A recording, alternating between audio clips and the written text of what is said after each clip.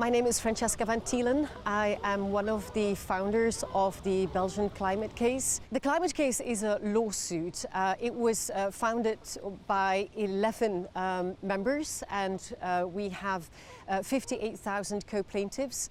And we are suing the government because they lack ambitious policy to tackle the problems of climate change. So we started as a group of friends coming together every few months, and we talked about and discussed the loss of diversity, the problems of climate change, and we were actually complaining about the fact that the government did not do enough to tackle these problems. And we were starting to brainstorm about what we could do.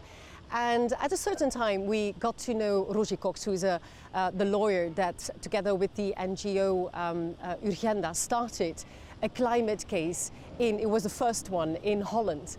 And we just wanted to do exactly the same because we thought it could become a domino effect, that if they won and we won, we would win, then it would be duplicated in other countries and it would make a big change.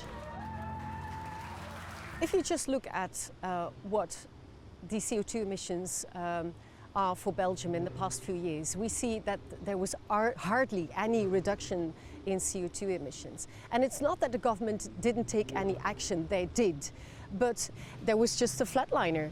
So that means that they didn't do the change drastically enough.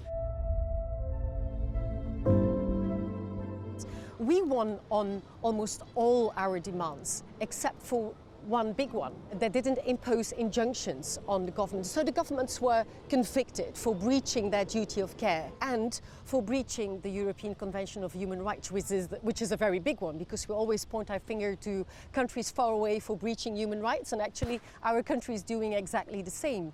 But there are no consequences because there are no injunctions imposed, which is really a pity. In a way, it's a failure. So we are still thinking about next steps to be taken. When we started our climate case 6 years ago, I think we had in mind of what's happening right now.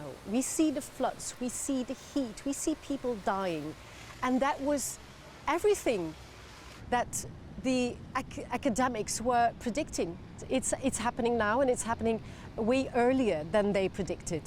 So we haven't got much time to lose.